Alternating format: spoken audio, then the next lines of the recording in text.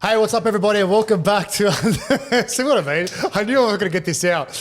Hey, everyone, welcome back to another episode here on Unscripted. I'm your host, Josh Mansour, and before we get into it, like always, please subscribe to the channel. Your support means everything to us, and we'll keep getting you quality guests as the weeks go on.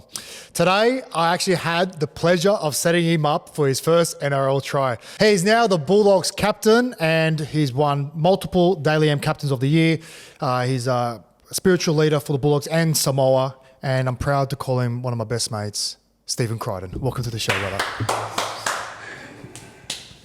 How is he, bro? You're very stiff now. You're very stiff with that. You still remembered it after 20 years. 20 years. You know, I used to stuff it up so many times. I don't know how I kept stuffing still it up. The same. Yeah, fingers are stiff, wrists stiff, arms are stiff. That's me. Oh, you're stiff with the wallet. That's the difference. You're stiff when it comes to the wallet. He's already starting. How are you, cuz? All good, bro. All good, all good. Feels like, what was it, 2 weeks ago we bumped into each other at 6 a.m. in the morning. Good times. Out of all the boys from the team, I thought you would have been the first to bed. I'm not going to lie. I wasn't expecting you to be out. How was the night out? Nah, it was good. Obviously got the win over the Dragons, so the boys decided to go out one last time in Vegas. So that's when I seen you. It was like 6 o'clock in the morning. Gus spoke about it like throughout the whole week that there's no clocks. You're going to go out with your mates, have fun, and time's going to go like that, and you're going to look at the clock and it's probably 8 o'clock in the morning. So it wasn't until that last night, felt that. That's when I seen you that early in the morning. A few boys coming down for brekkie and that still, but yeah, the boys had a good time, and it was one memorable one in Vegas too. Couldn't have summed up any better. During the, when you first got there, did you also go out? Yeah, we got there like 2 days before, so I feel like our club did it the best way. Like 2 days before what? 2 days before everyone else got there. Oh, sorry. So like we were there for like 2 days, no NRL fans, no other NRL teams. Wow. And the club paid extra for us to go there and see what Vegas is about, and the club kind of let us go. And we had like a boys' night out there too, and then we had a club's night with all the coaches and that, and trying to build that team culture, not just on the field but off the field too. And it was a good 2 nights just to go out and lay the hair down and yeah, just seeing no one that you kind of know, and just let the boys go loose as well. So it was good. I remember reading that the club took everyone, even from the administration level, you know, high performance staff, of course players. Is that true? Yeah. So they took probably 30 if you were full-time worker at the Dogs. Wow. The CEO took them and had that experience with them as well, and it was good to have the whole club there and kind of build that family club that they always say that the club is, and you kind of get to meet the people on the other side of the building that you don't usually see. Yeah, wow. That helps the club get to where the club is right now. So yeah, it was good. I think one of the words that get tossed around quite a bit from you guys is connection, and I actually felt that from you guys when I was there. I could cross paths with the CEO, Aaron, obviously Gus, Ciro, players. Do you feel that? Yeah, I feel it all the time. You know, it's just, and it's not something that gets built overnight. It's something that gets built through hard pre-season days, and I know that you've been a part of that too. Like some successful teams starting the pre-season, and you want to build that culture and that connection that can withstand in big games, and in big semi-final games. You kind of lean back onto your culture and you lean back onto that connection that you've built throughout the year. And we're at a good spot right now at the club where we're building that. Throughout the whole club, not just the playing group, but through the other side of the building, the commercial side, the business side of things, and building that connection with them, and yeah, just moving in the right direction together. Yeah, because fans don't really see everything happening behind the scenes, you know, like especially like on a personal level. Like you've achieved so much already in your short career, but like day after day, month after month, year after year of laborious training, just constant working on your craft, like. How long have you actually had that mentality? You reckon? Probably pretty early on. I'll probably be honest. Like I always relied on talent. Probably my first year of NRL, just relied on. In 2019, you reckon you were like that? Yeah, 2019. Yeah, just relied on talent alone, and I wasn't really a hard trainer. Probably wasn't until that game you played and you were my winger when Waqa Blake palmed me right in the chest. I was speaking about it before. Do you reckon? I disagree, because 2019 was probably the first time we actually met and crossed paths with each other, right? I reckon, it's probably fair to say that you were naturally gifted and you always had this athleticism that you don't really come across with that many players. But I think 2020 preseason, I saw a shift in mindset. Yeah. I feel like, and you know what? It's good that you had that mindset shift because we've all heard of the second year syndrome, right? I'm one of the ones that copped it. And I copped it because like it actually got to my head and I was, not that I was cutting corners intentionally, but I felt like the year that I first had it as a 21-year-old, like I thought it was you know what, if this is NRL, like this is not that hard that I expected it to be. So it probably did get to my head a little bit. I didn't see that with you. I felt like you trained harder, you tightened the screws a bit tighter. Probably at the time, I thought I did. And a lot of the players around me, like yourself, probably seen that as well. But like just reflecting on the start of my career and where the turning point was that play where I missed the tackle and they scored and they won the game through that. And it was like something that I've trained so hard for. Like we do those tacklings, like one-on-one tacklings every day. And the one time I missed my assignment and kind of got my angles wrong, kind of reflected throughout that week, and I kind of took that week lightly in my mindset. And even as a young kid coming through, never did gym, never really worked hard on my body. I just like got to game day and just trusted that my talent was enough. Wow. So like, yeah, ever since that was probably the turning point for myself into who I can really become as a player, and built that through the Panthers and played alongside some pretty big names, and Nathan Cleary, Isaiah Yeo, where I seen them where they were and where they are now, and just the endless extras that they do on the field, the endless gym that they do, and kind of took a leaf out of their book where I can help myself as well. So that was probably the biggest turning point for myself. That could have went either way, you know that? You know, you could have obviously decided to make up for what happened, or you could have just absolutely dropped confidence from that moment and let it get the best of you, but you didn't. Like I don't know if you know this, but I remember this. We took a photo after that game together. I've got it in my phone. Yeah. And I remember speaking to you about it after the game as well. I don't remember word for word for what I said, but I just wanted you to flush it as fast as you can because I knew you were kicking stones after that game, man. Like you're the type of person you hate. Like I'm the same, but you hate letting your teammates down, and that's probably one of the best attributes that you have about you. Yeah. When do you reckon you started, moving on to the next job after that moment? Yeah, probably that week. Like you were right. Like even reflecting on it now, I was like so upset and so embarrassed in that moment because it's a tackle that I've done 100 times. It's a tackle that I visualized so many times before games and just making it, and I missed that just because I thought I had it. And then throughout that week, I was still upset coming into the next training day, and this was 2 days after, and sat down with Ciro actually, and I spoke to him and told him straight up that it's bothering me, and like I'm starting to let the outside noise get to me, and I got a lot of backlash from it. And that was the first time ever in my career that I kind of got backlash from missing a tackle, and the first time I first time I got attacked with under the spotlight. Hate, like hate messages and things like that. So that was the first time Ciro kind of pulled me aside and said, this can probably be a turning point in your career where you can turn around and work harder and make that not happen again, or you can just kick stones and be the same player, and it's going to happen again in a bigger game, and you're going to be upset again.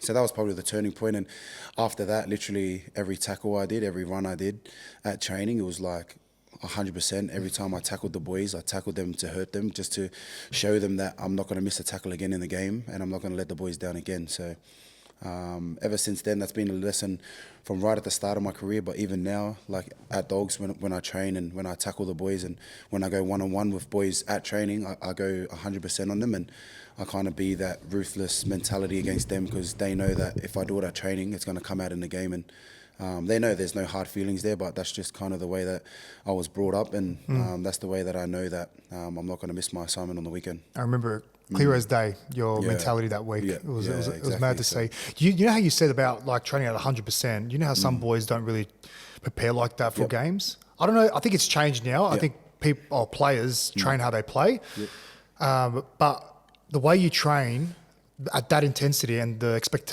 expectations and the standards that you hold onto yourself and others, do you feel like it rubbed your teammates the wrong way at any point? Yeah, sometimes. You know what I mean? Yeah, sometimes. But the biggest thing, not being arrogant, like I know what winning looks like. I've been a part of sides, for example, the Panthers, where people smashed each other, and you know that they're smashing you for a reason. You know that you're moving in the right direction, and to make you better. To make you better, exactly. It's not personal. And it's not personal.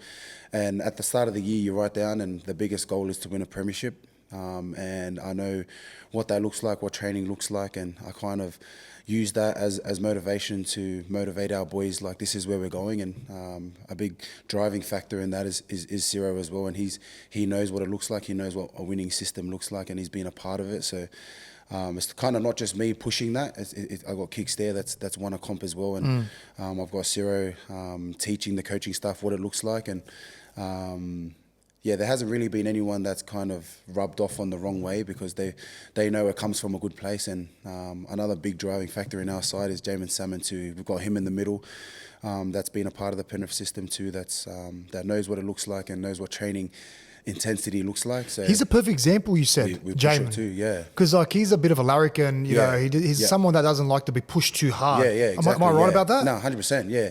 So he's like in pre-season, he's probably one of the biggest ones that, why are we doing this or why are we doing that? But at the bottom of it, it's like he's probably pushing the hardest. He wants to win a comp the most as well, and I see that the way he trains and the way he speaks throughout training too. Yeah. So I've got a lot of boys there that it's not just me pushing the message, and they can get around and push the message too. So we're in a good spot right now. I'm glad you brought him up as well, because I feel like a lot of the fans don't really appreciate what he does for a football side. 100%, yeah. Like, you see a lot of comments and things about dropping players, but they're in the team for a reason, and J-Boy is a massive glue to our middles, and the way that he moves the ball around for us is a big thing for us. So massive shout out to J-Boy. Let's call him. Let's call him. You can say this. Do you want to call him? Nah, you're gonna stitch me up with something, bro. You tried to ask me before. What do you mean? And I told you to go to J-Boy to get it. That's what he remembered. Did I tell you what happened with that? It's with Ciro. So the next day he came to me and he's like, bro, did Sauce call you? And I was like, yeah, he called me, and I said no, and I told him to call you. And he came to me. Did Ciro talk to you about it at all? No. Yeah, so we ended up doing it. We tried pranking him. Yeah, we actually did it. I could see that he was getting stiffer and stiffer in the chair, like he didn't know what to expect. But then I just couldn't stop laughing. I just started cracking. I knew what you were doing. I'm like, you didn't know. Like, oh, bro, it was so funny, man. My cheeks are sore thinking about it. Let's talk about Vegas again. I have to talk about it. Just the build up in itself. Like, was it everything you expected it to be? Nah. They say that it's like the closest thing to a grand final, and everyone says that. But I feel like throughout the whole week, the amount of media that we had to do, the amount of fan days, it's exactly like a grand final, and especially that, especially that fan day on the main strip, where all the fans were there, like coming up on stage. It was like a grand final, but on steroids. So it was a massive week of media, and we kind of spoke as a team that it's a privilege to be there, and it's a privilege to be in Vegas representing rugby league, but we're there for one reason, and we're there for the win. And there's going to be times throughout the week where we can have fun, and times where to lock in and do our training right so we can have the best preparation. So throughout the whole week, it was a mad week, and to top it off with a win, it was good. That Fremont Street fan day was unbelievable. Yeah, I spoke to a few of the Penrith boys. They went the year before, and Bizzle was saying, bro, it's like the fan day at for a grand final, but like on steroids. And I was like, I'm sure. No, that shit's on the grand final. Yeah, fan day. we walked for 80 meters like down that strip, and it was just fans everywhere. So and you guys took the longest. I remember because I was at the end of the carpet. I'm like, where are these blokes? Bro, it was hectic. Did you find it emotionally draining leading up to the game? All that stuff. It could have been, but like I feel like we did it like the right way. Just talking to the boys about where to put their energy, and just to enjoy the experience as well. You never know when you're going to be back in Vegas, walking through the fans like that. And there was a lot of fans, our fans, that paid a lot of money to go there and watch us play. So just to put some time and effort into taking photos and doing videos for our fans that travelled over was very special. But myself, individually, I didn't really find it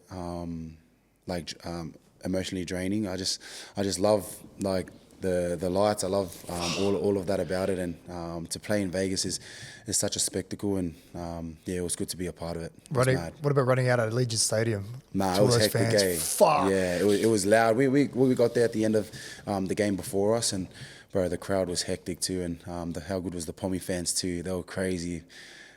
But it was good. I remember when you first ran out, just the look in your eye and seeing all the boys running out. I was like, Yeah. fuck. Like as a former player, it's hard to not feel envious, Yeah, like of to course. experience Yeah, that. It's something that I'm sure you don't take for granted. But it's talking about occasions and big games, Yeah. big moments. Where does that sit for you?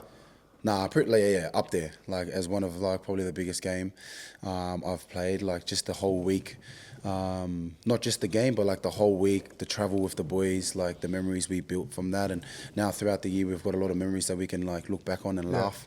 But yeah, it's up there. And it was a tough game. Yeah. Nah, it was. They brought it, man. The Dragons we brought knew it. like they've got a big pack, like quality outside backs too. So we knew it was gonna like take 80 minutes, and we spoke throughout the whole pre-season. Like if a game goes to Golden Point, we're gonna be fit enough to do it. And lucky enough, went into the second half of the Golden Point and ended up getting the win. Like every competition has like the hunters and the hunters. It's funny when you are the hunter, like teams prepare extra harder for you. 100%. Yep. You feel like now with all that hype around the team, around you, there's obviously a certain expectation that you guys now have to deliver at a high standard week in, week out, and you just got to keep constantly bringing results. Do you feel that? Yeah, I feel like in any pressure environment, like with whatever team, you're expected to bring results, and I feel like with a club like the Bulldogs with rich history and massive fan base, we're expected to win all the time. But like I speak to the boys all the time, it always comes back to our preparation. What happens on the weekend, that's like the fun part. Like to play the game is fun, but throughout the week, you should be ticking all the boxes to become your best. And whether you win or lose, you look back at the week and you know that you did the right thing throughout the week and sacrificed at the right times to get the win on the weekend. So it's all about preparation and just being present throughout the week and not thinking about the game too early. But I feel like the boys deserve the expectation throughout the past couple of years to be where we are today. But we kind of haven't won anything yet, and that's the biggest goal for us right now. How old are you now? 25? 25. All right, so how do you keep grounded? Like, listen, you've obviously experienced some big games at such an early age, right? And it's obviously hardened you as the years have went on. But like, it's easy to get carried away as well. I don't see any of that about you. Like the club obviously showed their faith and re-signed you for another 6 more years, right? Yep. But how do you deal with pressure? How do you deal with expectation? Like, you're 25 years old. Like, surely that weighs down on you. Preparation is probably the biggest thing. If we're talking about footy sense, but away from footy, my faith is a big thing. My family is a big thing. Yeah. Not thinking about footy when I'm at home. My wife always tries to get me away from the TV because even after games I'll go home and watch the whole game again. Wow. But the way I keep grounded, like away from footy, is faith. Faith is the biggest thing for me, and trying to stay connected with God and putting my mindset to somewhere else when I'm away from footy, and my family and my parents. I'm pretty grateful for the family that have brought me up, and my parents as well, teaching me right from wrong, and being growing up in the church as well is a big thing for myself. And regardless of what happens on the weekend, and regardless of wins and losses, I'm always a son to my parents. They don't treat me any differently when I win or when I lose. When I go home, I'm just Stephen when I go home, and my family doesn't treat me any different that way. So regardless of how much criticism I get when I play bad, my parents are always loving and always looking after me. And another part to your question is preparation is the biggest thing for myself, and especially on days off. What's preparation look like? Well, depending on how long the week is, but preparation starts literally straight after that game. I'll probably give myself a cheat meal that night, but the day after that, just like locking in and working on what I needed to work on from the week before.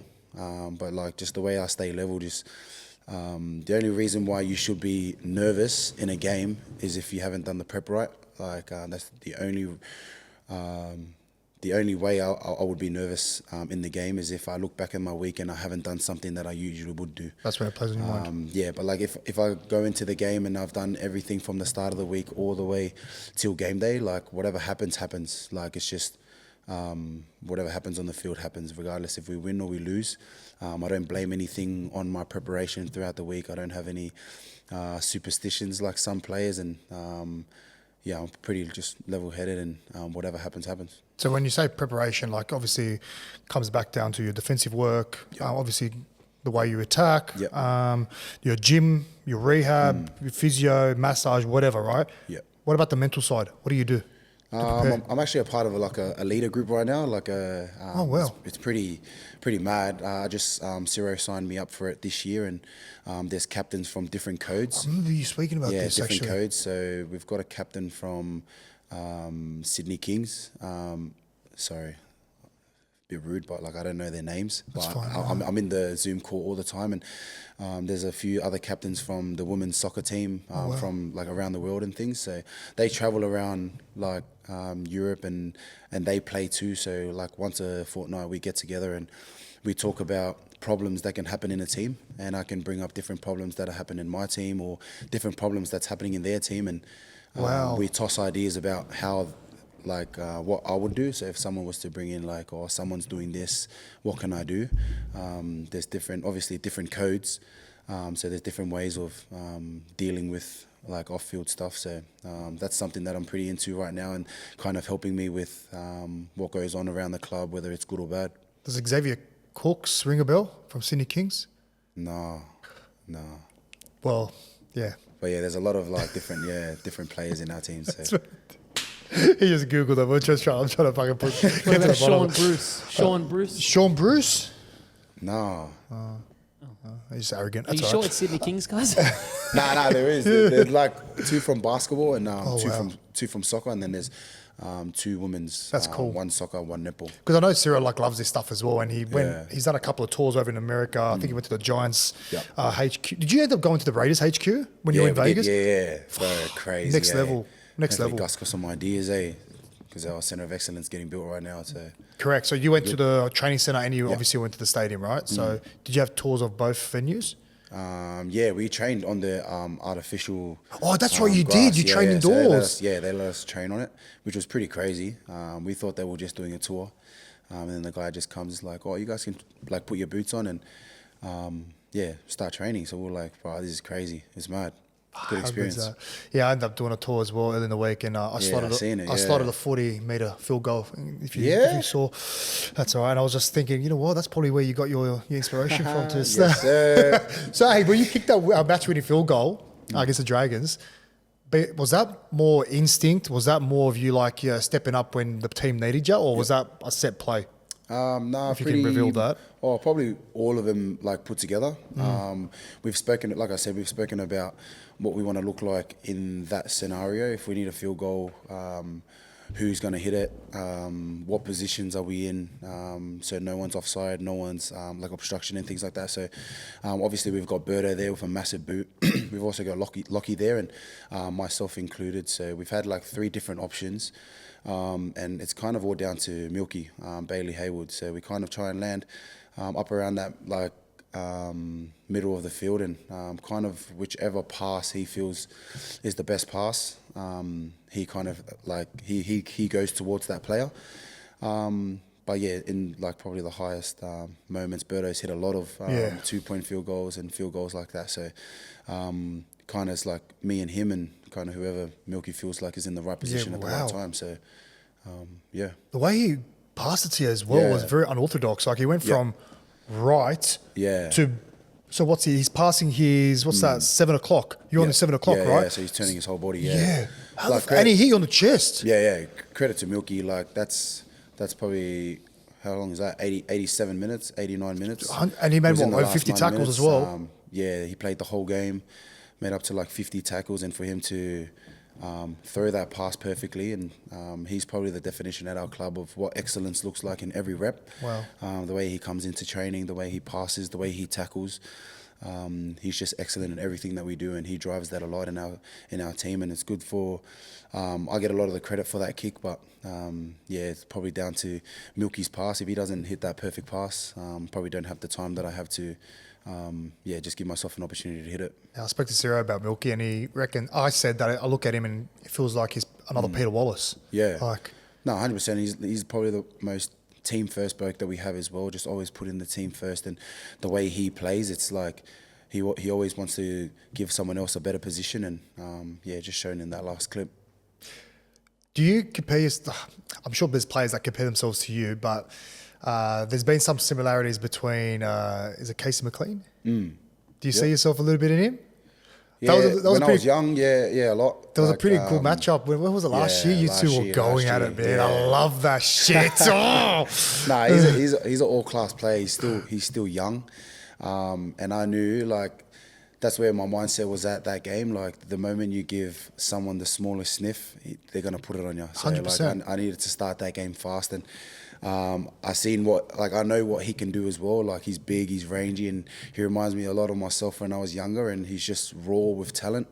It was a good matchup, and I know every time I go up against young players, old players, I know that I'm always going to get their best, and I have to be at my best as well to not just prove a point, but show what I can do for my team as well. So, the sky is the limit for Casey. He's gonna be one of the best growing up. Oh, what a praise! Oh, I love that. Of course, bro. Did you ever get to have a bit of chats, a few chats with him, like over? Nah, so never spoken to him. When I was at the Panthers, his brother Jesse. Yeah, he was meant to be the next big thing, right? He was always training with us. So, and then when I left, that's when Casey kind of came through. So I never really knew him, but I feel like ever since he's debuted, he's got a lot of good traits about his game. Runs the ball hard. He's hard to tackle, and his defense as well is first class too. So. What about after that game? Did you speak to him after that game? Yeah, I did. Yeah, when did you speak I always speak to, especially the young kids, and I just told him that the sky's the limit for him, and although that's how I was in the game, just heated, and it's always about winning. But when the game is over, everyone's mates, as you know when you played as well. So like I said, he's a good player, and he's going to be one of the best to come through. Fuck, I love that. That's like a little interaction, but that reminds me of Jordan and Kobe when they were playing in the All-Stars game, coming together. You had the fossil, Jordan, and then the young buck, Kobe, coming through. That's one of the best kind of interactions between two superstars I've ever seen. You speak about that competitive side about you, and I never obviously being teammates, I never saw it. But then when I played with Souths the year after, and the way you just don't shut the fuck up. Sorry for my language. I'm like, where is this? I'm like, I thought we were mates. I'm like, you know what? I'm in the opposition colours now, so it makes total sense. No, it's not personal. I get it. Nah, of course. But I feel like that's the edge you need, especially for rugby league. 100%. I always learn, especially off Romy, nice guys don't win, and I truly believe that. If you want to be too nice, you're never going to get what you want. 100. And I feel like as a leader of the Dogs, and even to lead myself, I feel like that's when I'm at my best, when I'm attacking the game 100% and not letting the game go by me. And ruthlessness. Exactly. So I feel like when I was young and at the Panthers, I was real chill, and I would always come up against one game. I came up against Will Chambers, and he sprayed me. He was going hard at me, and at the time I was like, bro, this guy's a bully. But then now looking back, it's like that's the edge you need to win. If you want to win, you got to go out there and earn it, and things like that. So I think I'm at that time of my career right now where nothing comes easy, and everyone's chasing after a premiership as well, and they want what you want too. So I feel like if you're too nice, you're not going to get anything. There's the physical warfare, and then there's psychological warfare as well at the same time. Yeah, 100%. You've obviously experienced the highest of highs. Just recently, you just kicked a match-winning field goal. But in your whole career, what's brought you the most joy? My family. Footy brings a lot. My family, but I think right now is probably about to have a baby girl. Is my biggest one. How good. A lot of the boys have kids. My brothers have kids. and that's probably going to be like probably the turning point in my life is having a little baby girl. And I'm so excited. I always tell my missus like I'm that excited to have baby, and just to hold baby after games. And it's not like I've always been footy, family, footy. Like it's always been footy's been the forefront of my mind. And I feel like now that baby's about to come, it's like it's not always going to be about footy. And my happiness doesn't just lie in footy. It lies in my family and my wife and my kids too. So I'm very excited, man. God bless, bro. I can't wait. It's going to be an adjustment because, like you just said, footy's your life. Yeah. And I know how much effort and time you put into it and sacrifice you put into it. But now it's like the scales are now going to tip. Like you're going to have to apply more energy and time to your family. Yeah. What about footy, but just solely footy? Like we all know that family is your number one value in life. But if we're just going to talk about footy and talk about all the moments and the feeling that you have received of accomplishing such big goals, what's the one thing that just tops everything? I know you've won grand finals. You've won Daily M Captains of the Year, Daily M Centre of the Year. I think you've won 3 of them, lost count. What's brought you the most joy and sense of accomplishment? Yeah, probably just friendships, like is a massive thing, and just being a good person as well. Like premierships can come, but players that you play with, you want them to go out and tell other people how good of a person you were, you know, like that's probably the best feeling. And coming away from the Panthers was just filled with like good blokes. And that's second to like winning. Everyone wants to win, but like just to be a good person and to have good friendships and build those friendships is just as good too. So even when footy finishes, you want those memories, you want those accomplishments. But when you see the boys, like even now that you've finished playing, every time we see each other, like flashbacks of the first try, like things like that, memories like that will always come back and have a special place as well. So that's probably the biggest thing too. Yeah, well, obviously, we've done this is our third podcast together, right? Exactly, yeah. And every time I look, like I just go back and look at all the moments that we shared together. And the first one I always love watching, and I watch it on repeat, is when you scored your first NRL try. Obviously, it done something for you, but it also like done something for me as well. Course, for you having a part to share that experience with you. No, 100%. I don't know if you remember, but like even after when you scored, like the way I ran in, like, and the enjoyment that I had on my face, it's like it felt like that I scored it. Yeah, no, of course, it's the best, man. I feel like it comes down to your prep as well. I remember throughout that year, we were telling our wingers to practice those kicks. Do you remember that? Yeah, we were practicing, like you were on this side, Biz was on the other side, like, bro, practice kicking the ball back in just in case. And then, bro, it just repeats itself, you know? It's funny because like when we were practicing it, like it's almost like we're just mucking around. Yeah, you know what I mean? exactly, Like, well, for me anyway, I was like, oh yeah, it might happen, it might not. Yeah. But I think we scored like 3 tries off my boot that year. Yeah, like, exactly. Kicking Just on the from inside. like kicking the ball back in, is like, you might practice that like 100 times, and then in the game you need it once. That's when you need to like nail it, you know. So that's the only reason why preparation is so important. Especially with like tackling. You can see the way Nathan kicks right now. Like even when I was at the Panthers, he would kick probably 100 balls in the afternoon, and you see him kick 40-20s now. It's just like it's no fluke. Like he does that throughout the week, and kind of take that leaf into my book and into my preparation and how I want to fall back onto my training when it hits game day. Is just you want to fall back into perfect practice. So just remember you running on. So you just got in your little strut, look like a Bambi on ice. It's so gangly, and like, you're jogging, and then out of nowhere you hit the sprint. That was the most fun times where like Ivan used to say, "Mate, you got 15 minutes." 15 minutes to give me your best. What were you coming on as? Were you coming on fullback? Fullback, yeah. Yes, so you come on for Caleb? Nah, Dill. Oh, Dill and Caleb, yeah. So I think Dill was injured at the start of that year. Right. Caleb was playing. So he was like, you got 15 minutes of your best. And I was doing that probably 6 games, that last 6 games of the year. Yeah, that's right. And then when I ran on, I had that much energy and ended up being in the right place at the right time. But even just the context of that game, so we're playing the Roosters, they were back-to-back premiership winners. They were leading as well at the time. And then we just get that one opportunity and you iced it. I was like, well, we iced it. Yeah, we iced it. I'm truly speaking like a former. Oh, my God.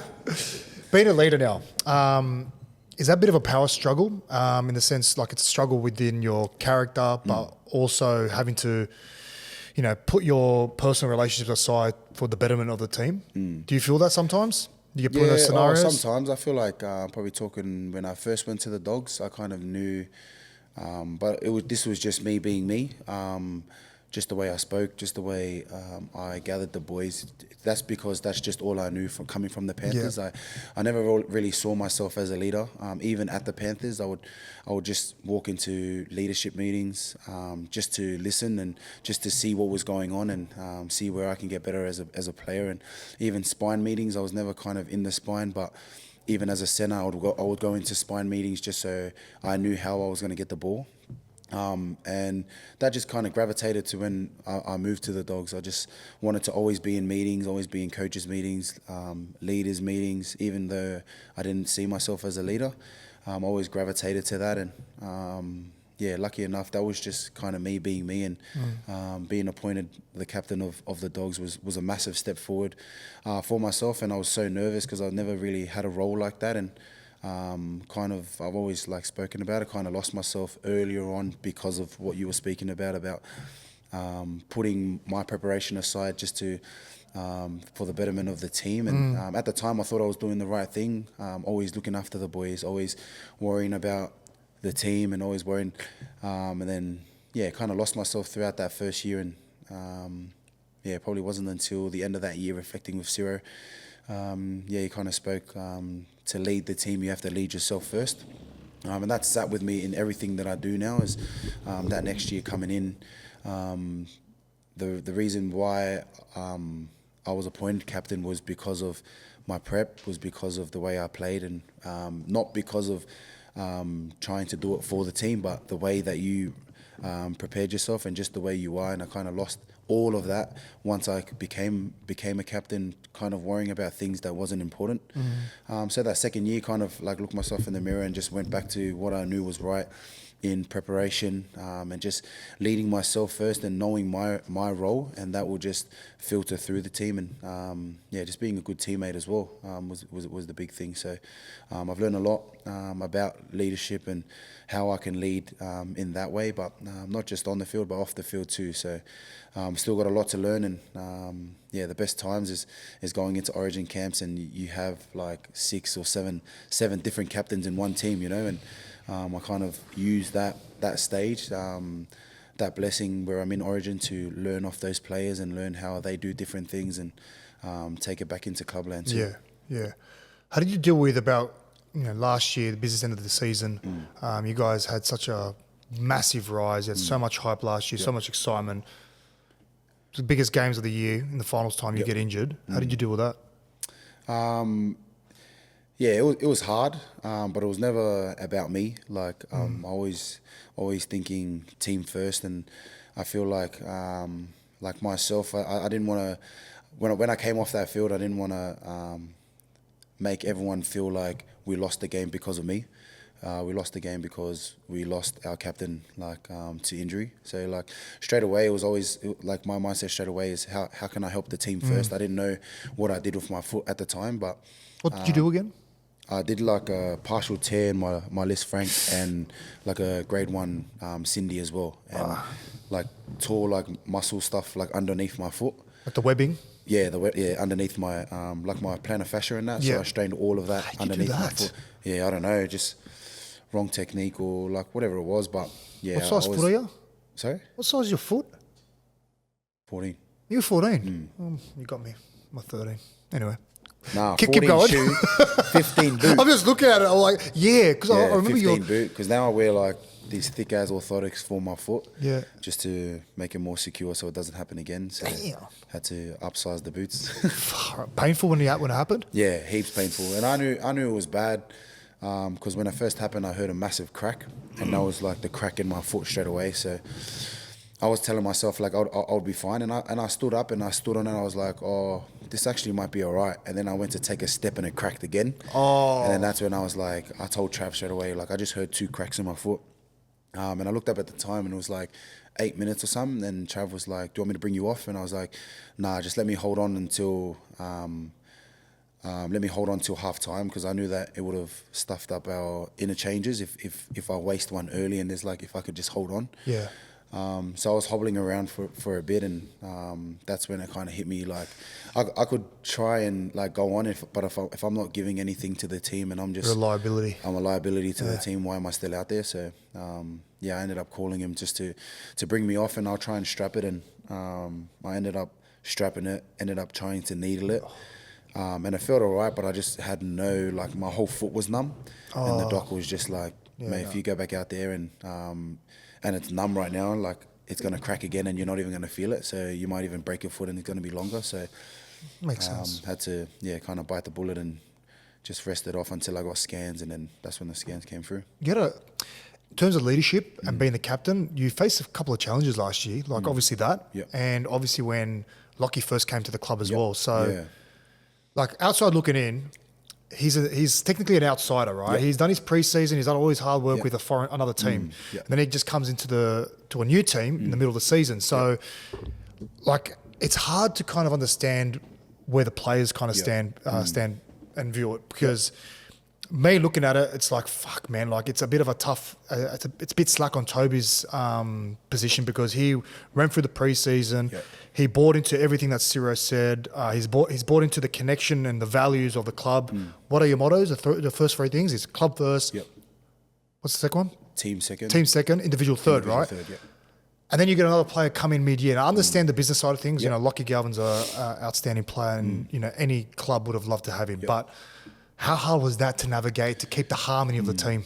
Yeah, it was hard. When I first heard that Lachie was coming, first thing is you put trust in Gus, you put trust in Ciro. Yeah. There's a reason why things happen. But my initial thought straight away was how can I keep the team together?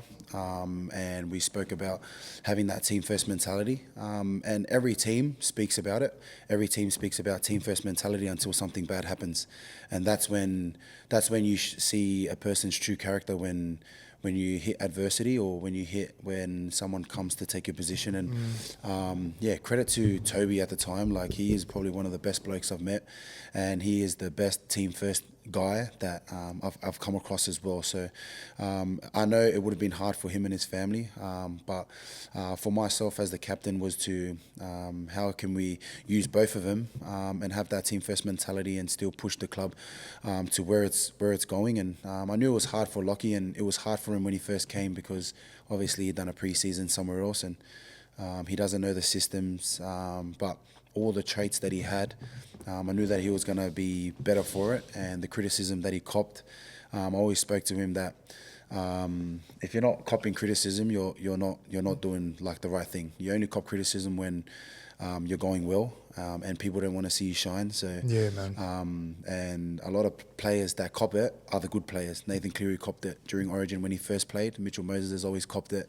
Nico Hines has copped it throughout his whole career as well. And True. And they're all number sevens and they're all halfbacks and they're all big name players. And if you're not copping criticism, you're kind of just floating under the radar. And You don't want that. yeah, you don't want the main job as being one of the best players in the team. So I kind of always spoke to Lachie about that it's going to pass over. And as long as you know where you stand in our four walls and the coaches know where you stand in our four walls, nothing else outside really matters. So that was probably my conversations with Lachie and with Toby is where do you want to leave the jersey and where do you want to put the jersey in a better place from when you first got it. So, and if that was us moving with Lachie or was that with us moving with Toby, Ciro and Gus, whatever decision that was, we would back it and always put the team first. Great answer.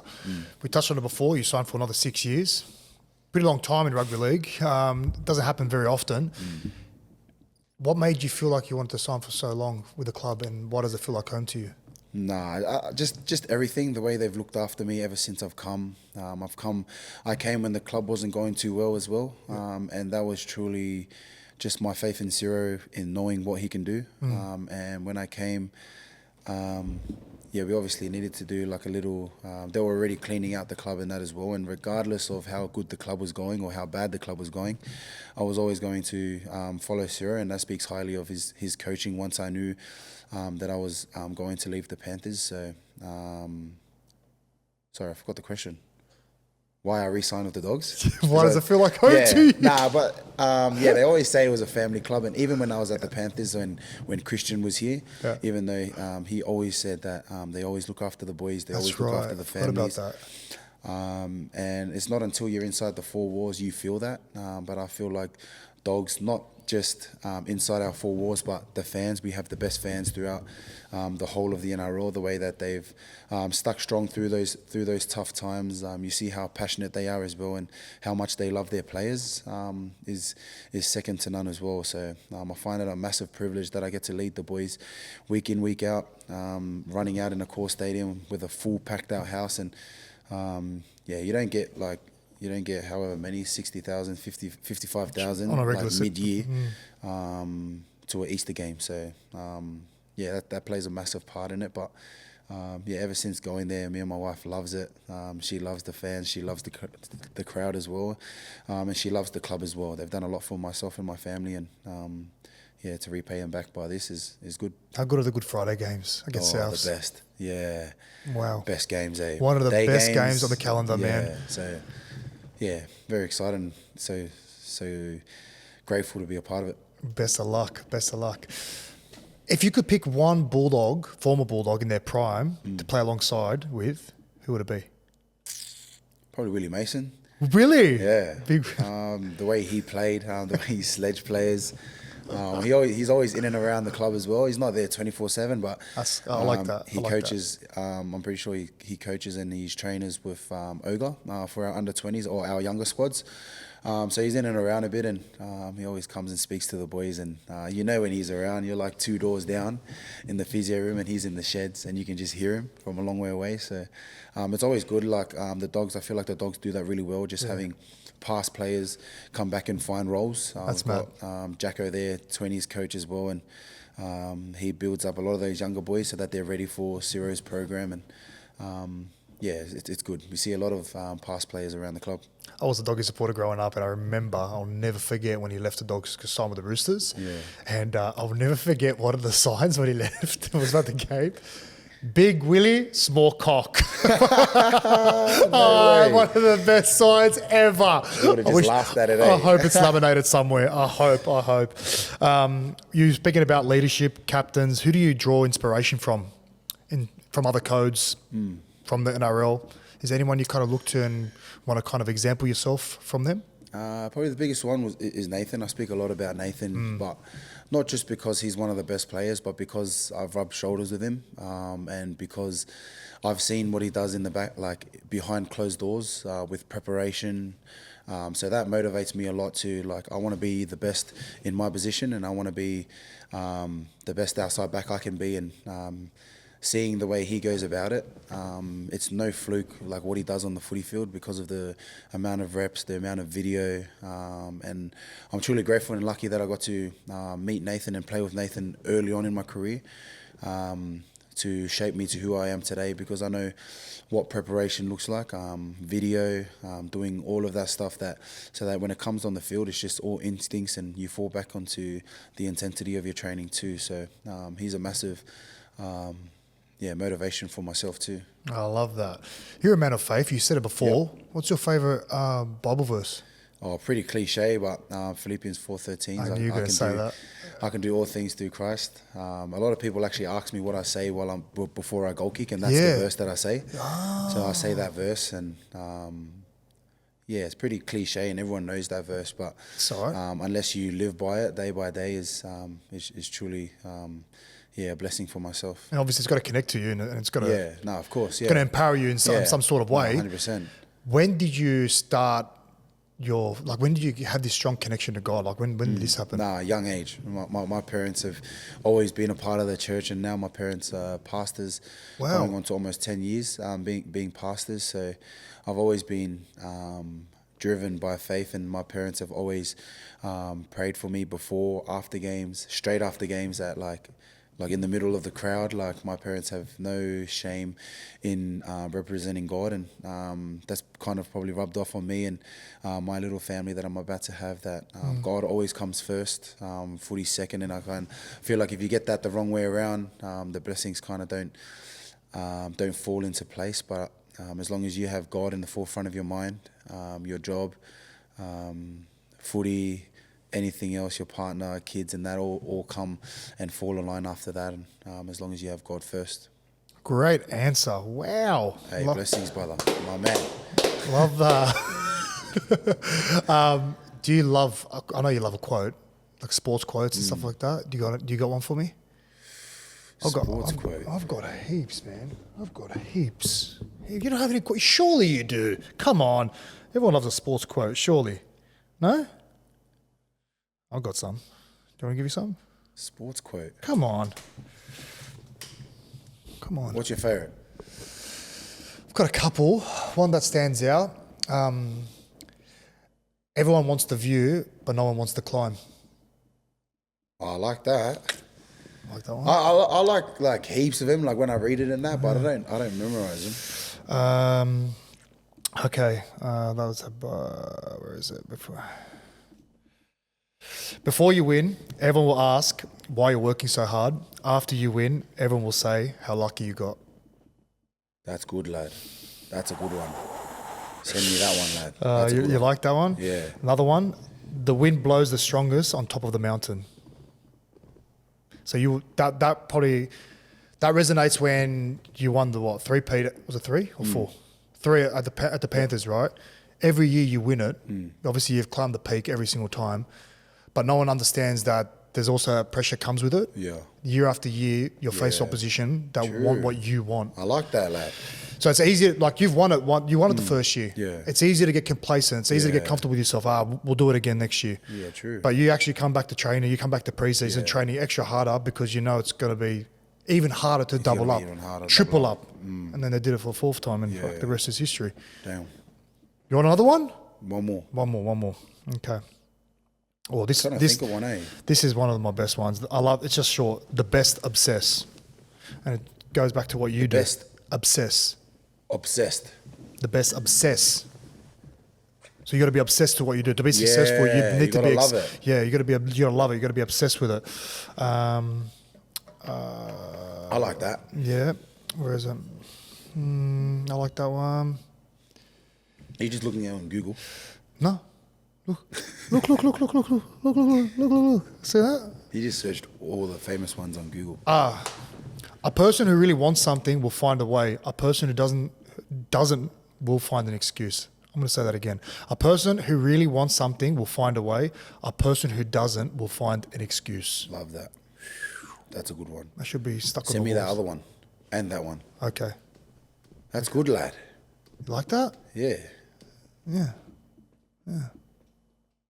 Yeah, send me that one, please. Okay, no worries. Moving on. I'm getting carried away. I got a bit excited there. I love a quote. I love a quote. Yeah. I love my sports locos. And we're moving on. Right. Now we've got a bit of fun. We went really deep there. Easy, Really deep. Now, thanks to KFC with Oi. a new liquid gold sauce. Obviously, there's a bit of a connection there. So let's have a bit of fun here. Ooh. And sauce, liquid gold. This is a liquid gold. This is precious. Liquid gold. I know how much you love food. So KFC have brought us their new liquid gold dunking sauce. And you know what? You're competitive as well. I know that. So how about we do this? You be quizmaster. I'll answer the questions. And every single time I get an answer correct, I get to dunk into the sauce. What do you reckon? Sound good? He's not getting any of these. Ooh. Oh, that actually looks nice. I'm going to have it all.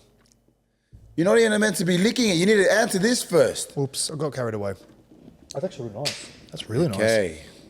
So can I eat? Can I try one now? Am I Oh, allowed to actually, try nah, one? he'll get one. Oh, go. Which player won the 2022 Dally M medal? 2022. Oh no. Penrith won the grand final that year. I think I got it. Nico Hines? Yes, lad. Yeah! That deserves a bite. Okay. ASMR. Who has scored the most tries in NRL history? Alex Johnson. Done. That's so easy. So he's got 2 already. You said I wasn't going to get any right. Who was the youngest debutant in NRL history? Bonus if you say his age. 16. Wrong. Swear to God. Wrong. Wait. If you just get it right, who it is. 17-year-old. No. Lies. I gotcha. So you don't even know how to be a quiz master. Who? What's his name? He played for the Titans. He debuted at 16. Shame. No. That's a... No. Hey, yeah, it was. He was 16 Google. and then he turned 17 the day before. See, you don't even know history, do you? He turned 17 the day before. I know who you're talking about. What's his name then? I don't know his name, but I know who you're talking about. What's his name? Because I just searched it. Jordan Rankin.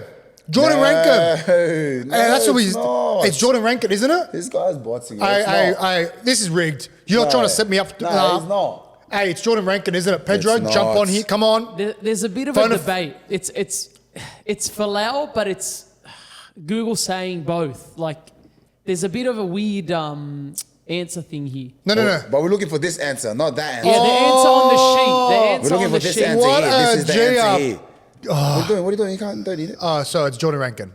I mean, No, sorry, it's Israel Folau. Folau. This is rigged. Which team has the most premiership wins in NRL history? South City Rabbitohs, How many? 21. Lad, that's 2 bites. Lad. Who captained New South Wales in the 2020 Origin Series? When? 2020 Origin Series. Who was the captain? I know this. It was a middle. No, he wasn't. Was he? Yeah. It was the middle. Yeah. Now I'm I just confused. helped him. Now I'm confused. A middle. It wasn't Yowie. Who was the middles? Oh no, who was it? It wasn't Cameron Murray. Oh no, for some reason I thought it was Teddy. Tedesco. No. You're just trying to set me up. I knew it. That's you 4 out got of it 5, right? That's No, 4 out of 5. That's 4 out of 5. Thank you very much. Quick maths. Oh, you got it. There you go, bro. Yes, Winners win. This is actually really good. You sure you don't want some? You sure you want to dunk in Actually this? looks nice. Nah, all good, lad. Sacrifice, lad. Sacrifice. So why can't you have this? Because when I'm tired on the field, I want to think back to this moment. I shouldn't have had that chicken. Not even a little dunk? Nah, all good. You sure? Yeah. All right. I'll have it after the game, but KFC's the first stop. Done. Liquid gold sauce. Easy. Well, that's a win for me, brother, and it could be a win for you to try out the new KFC liquid gold dunking sauce, available only for a limited time only at your nearest KFC store. Lad, suck down, lad. Very good. You Yeah, know I what? got you, bro. Speaking of Arabic, Yeah. give me something. You've been at the Bulldogs for how long? You're pretty much Lebo now. Nah, I can't. Come on now. Karaski teaches me the bad words, bro. What are the bad words? You can say I'm not Now going I'm to take blank. any. Now I'm blank. I'm not going to take any offense to it. No, I'm blank now. That is so good, man. Oh my god. Suck down is the main one. You know what that means? Madbrook? Mabruk sak, congratulations. Yeah. I thought you said bad words. Yeah, air. You fuck. Yeah? You fuck. See, bro, Karaz is teaching me that. Like, he's been telling me these are good words. Give me another one. 80 fig. Fuck you. Yeah? Sharmuta. Nah, I shouldn't see. say that. Bro, not on air, bro. There's kids that are No, watching. yeah, I know. Don't listen. Don't tune off now. No, I'm joking. We'll move on. Speaking of food, I asked Bizza this last week. If I was to walk into a Samoan restaurant, what to order? He was no help whatsoever. What do I order if I want to try Samoan food? So, first of all, you would go to Palm Pacific. Palm Pacific shout out. Where's that? Bang. Bidwell. Where's that? Everyone that lives in the area of Mount Druitt would know where Palm Pacific is in Bidwell. And what do they do? Is that a cafe or is it a Nah, restaurant? it's like a Polynesian shop. No way. They cook like hot food. No way. Yeah. And That's what us. to get? That's us every Sunday, my family. So me and Really? my partner will go there and get food for my parents and that. Taro, sapasui. Have you tasted sapasui? Is that like sapasui? Is that the noodle? Yeah, yeah, with the lamb and that in it. Yeah, yeah. So sapasui, taro, sapasui. That can't be good for your sapasui, surely No, not. I don't think so. So much oil goes into that. Filet mokengi. Filet It's a good one. mokini, that's Yeah, that it's right? like Filet pumpkin, mokini. pumpkin mixed with lamb. Yum. What do you have that with though? Taro as well. Yum. Rice. Yeah, those two are probably the two main ones.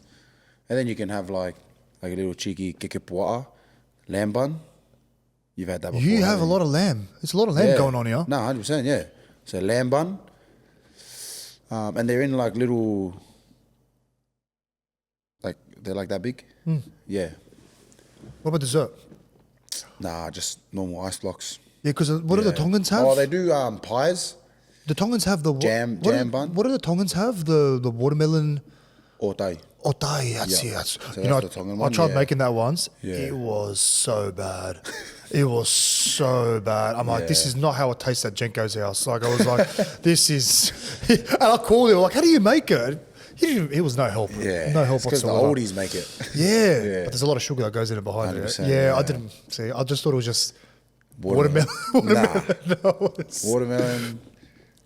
Yeah, ice, coconut. So do you guys have hungies as well, like the Maldives do? Yep. Yep. So you dig a hole? Yeah.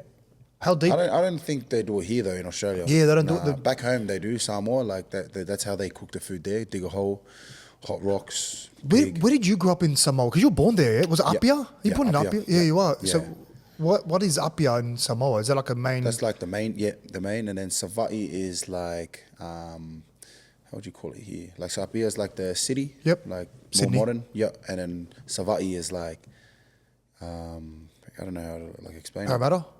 No. It's like, so like, Apia is like more modern houses, windows, doors. But then Sava'i is like the houses that have no windows, have no doors, like it's open. Village. Yeah, village. Yeah, that's the word. Yeah. And what did you experience growing up? What was your childhood like? Sava'i. Yeah. So Where no doors, my no grandma and windows? that- yeah, my grandma and that. Really? Yep. Yeah. Grateful, brother. Really? Always. Yeah. I want to come over. Of course. I want to experience that. Yeah. The weather's nice there. We own a waterfall that a lot of people go to. That's literally around the corner from my grandma's house. And can I, sorry, like growing up like that, living in those conditions, did you realize like it was tough at the time? I was 2. So I left Samoa when I was 2, went to New Zealand, and then left New Zealand when I was 4. And then came to Australia and basically grew up in Australia. Yeah, right. But always spoke to mum and dad, and they always said how hard it was. They probably took a gamble on moving to Australia with nothing. Wow. And just hoping that something was going to happen. So truly grateful that I can, with the job that I do now and with everything that I earn, that I can pay it back to them. I can only imagine how hard it would have been. For 5 of us kids, traveling over from Samoa to Australia with not really knowing what was going to happen or where we were going to live and things like that. So, to pay it back to my parents is probably the biggest reason why I play the game that I play now and to support them as well. Do you go there much? Yeah, I went there that year we played in the World Cup. 22? 22? Yeah. Yep. And before that, I went for my family reunion. So, like 2 totally different times. When I went for the family reunion, I was 18 and I hadn't debuted yet. And then when I went for the World Cup, that was after obviously Samoa and obviously after I debuted and kind of everyone kind of knew kind of who I was and it was a circus. It was massive. It's just good to go back home and to see my grandma and that again. I was speaking. So do you still have family there? I'm assuming. Yeah. Yeah. Yeah. I was speaking to Bizzer about it as well about the World Cup coming up and like you guys in the perfect position to actually take it out. Like, you consider a Tier 1 nation now, Samoa, or is it still Tier 2? No, I think we're Tier 2. I think Well, yeah. it'll be the first time ever a Tier 2 nation ever wins the World Cup. Like, do you Yeah. take that on as a challenge? Does that excite you? No, very excited. Obviously, it's still a long way away, but Of course. with the caliber of players that are eligible to play for Samoa, it's truly grateful that we get to represent Samoa and put it where we deserve they need to be, and that's at the top. And you can see throughout the NRL right now, there's a lot of Polynesians, not just Samoans, but Tongans, Cookies, a lot of Polynesians in the NRL, so it's good. It would be good to see like a lot of people go back to their heritage and play and represent that, and how happy their actual countries would be to have some pretty big names go back and play for their country. So yeah, it's good, and I'm very excited to obviously for the World Cup this year too. Oh man, I can't wait. Hopefully we don't verse you for Lebanon. I mean, have you had a meeting yet? Have you had any meetings for Samoa or World Cup and Pre? No. We had one for Lebanon last week. Yeah, you in the committee, coach, attack coach, dietitian guy for the. No. I actually got a meeting with Czech this week just to talk about like what actually my role would be, because I'm still a bit confused. Yeah. I'm going to be involved, but yeah, just kind of lock in a position and. It's all good. Like I would love to be blue shirt. Yeah. I'd love to be, that's mad. Yeah. I'd love to be blue shirt, but we'll just see how we go. I think our base is actually going to be in Belmore. Oh, true. Yeah. So we play Sports ground? Yeah, we play man. PNG first. Yeah. Then we got Tonga, and then we got France. But the Tonga and France game will be in Sydney. Yeah. Bro, it's going to be massive. mad, Man. It's going to be huge. I don't know. Do you have any memories of the 2017 World Cup here? No. Man, it was for Lebanon anyway. Yeah. I was playing for Australia at the time, but for Lebanon, Yeah, I like heard it you was. got hammered, bro. Who told you? You. Oh yeah, it was the worst ever. It was the worst ever, man. Oh man, it was bad. It was bad. Actually, like crack up. that moment, that game, kind of there was a massive fracture between, for being who I am as a Lebanese man. Like I just hated. I wasn't proud to be Lebanese. Yeah. It fractured my relationship with Yeah. my culture, man, big time. But over time, obviously, time heals, and I don't know. I took it very personally after that game. Woo, took it personally. But anyway, we move on. I need to quickly talk about Origin. Game 1 last year. I don't remember the last time I've seen a centre dominate an Origin game like the way you did in a very long time. And you did it in a way where you coming in, like your prep during the week was pretty much hampered by you had a cork, right? A cork quad, and you almost didn't play, right? No. Yep. So how did you have that performance and play the way you did? Bro, to be honest, I don't know. In Queensland against game 1 against in Suncorp, like Yeah, it was our D2 session, and so 2 days out from the 2 game. days out from the game, and I'm like running, and we did a pose against I think like the Western Force, like the police officers in Queensland. So it was pretty weird. We didn't have anyone to oppose against, but we opposed against them, and I had the ball, and one of them like came to try and hit me from the side, and I could see him coming, but like I stepped out of the way, and like his knee went like literally straight into your like ITB? ITB bit, and straight away it like bruised up straight away. Like it was probably one of the worst corks I've ever had. Off it. I would have been off it. Yeah, 100%. Like He sacked out of the police force. Gone. bro, I was like, bro, why did it have to be me? And I was like, and then we were icing it that afternoon, and bro, I couldn't even walk properly. Like I couldn't walk, I couldn't tense my quad, and then I was like literally doubting. Like, but the only ones that were like having the full trust is our physios. They're like, nah, you'll be alright. Like, and I was like, bro, I literally can't walk properly. So then the next whole night, the next whole day, like I was literally in the team room, like by myself. Like I would ice, they would like smash it out, ice, smash, like just like keep flushing it out, trying to flush out the fluid and stuff. Yeah. And they didn't make a call literally until pre-game meal, like after lunch.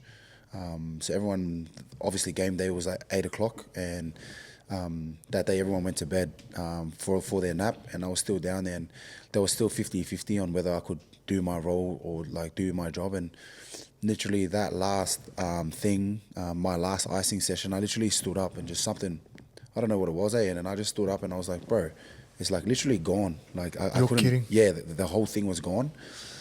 Divine intervention? I don't know. And then they were like, all right, we're going to do a fitness test. So they move, everyone's having lunch, and they move all the tables like to open up like some area for me to start running in. And they put me in my shoes on, And like some boys are having like pre-game meal. Like this is like probably 4 hours before the game, 5 hours before the game. And they're telling me to do sprints down like in the team room. And I was like, bro, yeah, sweet. And I'm just doing sprints. And even that, I was like, bro, I can still like feel tight, like in my quad. And I was scared to go out there, and in the first minute, do my actual quad, like because my whole quad was tight. And then that would have set me back even more. And lucky enough when we got there, took a few like anti-inflams, took some painkillers as well, and felt all good. How? I don't even know. I actually don't know. And then, like during the warm up, like they were looking at me like, "Bro, you all right?" And I was like, "That's what gave me the most confidence." After I pulled my boots on, and I was like stepping around, running around. That's when I knew I was like, "You're not always gonna feel like." That's what I started telling myself. You're not always gonna feel 100% for a game. Good lesson there. But this is my last chance right now. If I'm not up for it, tell them straight away. Like this is me talking to myself. Like if I'm not up for it, tell them straight away so they can put someone else on, or don't go out there and just float and just hope that it's gonna thing. So that's when my kind of mindset switched straight away. That I'm going out there, and I'm not just going out there to play, but I'm going out there to perform. Do you want to spark up your cigarette? Oh, sorry, bro. This is the question. Sorry, bro. It is too. I'm looking at it. I'm like, what are you? I'm like, it just looks like you're playing with a cigarette. Fuck, it's putting me off. No, it's all good. Yeah. I remember when I corked my quad my first year of NRL, and I told the masseuse, like, it was 2 days after the game. I go, bad, bro. I don't know if you should get into it. She's like, how long has it been? I'm like, 2 days. She's like, oh, it's time to rip in. I'm like, okay. She ripped in. Because I drove, I was still living out east, so it took me an hour to get home. I couldn't even get out of my car. My leg bled that much. I had no definition in my quad. It was just like, it was just like it was all like a marshmallow. It was weird. Bro. Ruled out for 2 weeks from a cork. They're bad. Pussy. Anyway, you're built different, but you're built different. Credit to the physios, bro. Shout out, credit to them. Bro, let's get into truth or sauce. What do you reckon? Truth or sauce? Truth or sauce. Done. Let's go. Woo. We're sweating now. Bro. Question one. Ooh, this is a bit of a tough one. But I'm putting it on your spot. And I know you like truth or dare? Basically. Yeah. So you couldn't have... So you're going to have some sauce now. Truth? So I say the truth or I have the sauce? Yeah, but we're going to mix it up. Since we've got two sauces there, I'm going to put my sauce into the KFC sauce and we'll have a bit of a collaboration. Done. We'll mix it up and then you can have that. Yeah. Collaboration. Collaborations, this, that. All right. How am I going to frame this? Okay. We spoke about before about you being a leader and how you had to kind of deal with that situation with Lachie coming to the club and getting injured. You also thrown a curveball this year with Bronson getting dropped and centre to centre. That would have hit home a bit harder for you, I feel. How hard was that to kind of, because it was reported that he was kind of kicking stones and whatnot, and I feel like anyone in his position would have, right? Probably didn't go the right way about it, but I can kind of sympathise with the way he's feeling, and I'm sure you can as well. How do you get the best out of Bronson now and try and keep him motivated to get back into the team? Yeah, obviously I didn't know what was kind of going on until all the media stuff came out. So kind of left it for a day. We came into training and Bronson obviously came in as well, and he seemed like pretty normal. So I messaged him and he wrote back, and obviously not the way that he wanted it to go out. And then obviously had that convo with him, and regardless if you're playing NRL or you're going to Berries, which is New South Wales Cup for us, and regardless where you play, just keep pushing to work your way back into the side, regardless if that's your position or not. Like, no one's locked into any position at the Dogs, and myself included. Like, that spot is not locked in for anyone, but you work hard week in, week out to earn that spot. And I spoke to him the same way as well. That position, you can either, the same chat Ciro gave me when I was young, when I was about to get dropped after that tackle, is kind of the same chat that I had to him. It's either you use that as motivation to work really hard to get back, or you can kick stones, and it's going to make it harder for you, or make it worse for you as well, and that feeling is going to be worse. Yeah, it's just going to compound a worse feeling. And I think ever since then he's kind of come into training with the right attitude, just to get better and do his job for the team, and it's been good ever since then. So yeah, good. Because I messaged him as well. I'm not going to say word for word what I said, but basically told him you got two options. You're either going to, like you said, kick stones, drop your head. It's not going to do you any good. It's not going to do the team any good. 100%. Or you rock up the training, take it as an opportunity, and to get better. Get better. Yeah, 100%. And you said the exact same words, and then. I say that from experience because I went through something similar towards the back end of my career, and I didn't go the right way about it. Yeah. So when I do see it, I do sympathise with him a bit more on a deeper level. And at the end of the day, like, people can say like he's kicking stones and whatnot, but listen, like, at the same time, like you want him to be disappointed. Yeah. You want him, you know what I mean? That means he cares and he wants to be 100. part of the team. As hard as it was, I can kind of resonate where he's coming from, but hopefully we can get to see him back in the team 100. very soon. You got a question for me, or you want me to move on? See, this is what you didn't tell me, that I had to have a question ready. Either you're prepared or you're not prepared. And I know. I didn't know that I was the host for you. No, it's not the host, but this is the part. Because like, I don't want to be the only one asking you questions and hitting you hard. I got a question. Oh, you got a question? Yeah. Shit. Is that your last haircut? But it's actually looking good, but but it's actually looking all right. You're just taking the piss now, and it's not my last haircut. Listen. Truth be told, I get a haircut once a week. Okay, and yes, I've got a little spot here on the top of my head, but you know what hurts me? No, maybe. But you know what hurts me? Listen, it happened to my dad, so it is hereditary, unfortunately. So it's going to happen to me. But I do have a bit of a scar right where the Devon is. So actually, makes it look worse than what it is. True story. Would you rather like lose hair there or lose hair here first? Ooh. Nah, probably here. Because I can hide it. You know what I mean? I probably can hide it. How do you hide it, Bob? Hat. Oh, no. Wait. Well, what if you're like indoors? Well, the only way you see it is if you look down on me. Which is not very hard because I am short. But anyway. I wasn't going to say it. Oh, my goodness. The other one I wanted to ask you for Truth or Sauce was when I recalled one moment, and remember how we were talking about how you're very competitive and you try to like get opposition players off their game. One particular moment I want to bring up is when you pointed at Scotty Drinkwater one time when he scored in the corner, and you were like getting into his face and you were kicking him while he was down, and then flip the script, you go play up in Townsville, and he scores the match-winning try and Golden Point. Yeah. And what did he do? Pointed straight at you. Did you see it? No. You don't remember that moment? I didn't play that game. Who did he point to then? See, you don't know the context of the story, Josh. Who did he point to then? That happened first. Oh. So, yeah. I thought it was... Nah. So they went for a field goal, and Tito was playing center. I wasn't playing that game. I think I was getting ready. So you pointed at him first, or was it the other way around? Yeah, so that game happened. Yeah, so that game happened first. And he obviously ran through the middle, and he pointed at Dill. So I didn't play that game. He pointed at Dill, and he scored the winning try, and he was pointing at him, like laughing and stuff. So then I was like, you know what? Dill's not going to do anything. No, he was too He's nice. the nicest bloke, right? So I was like, it's okay. Like, we'll verse him in a couple of weeks again. So then time rolls around. A couple of weeks later, we're versing him at home. And I was like, I keep that stuff in the back of my head. I know you do. Just in case it's my turn to have a bit of fun. So I end up scoring in the corner. I pointed at him then.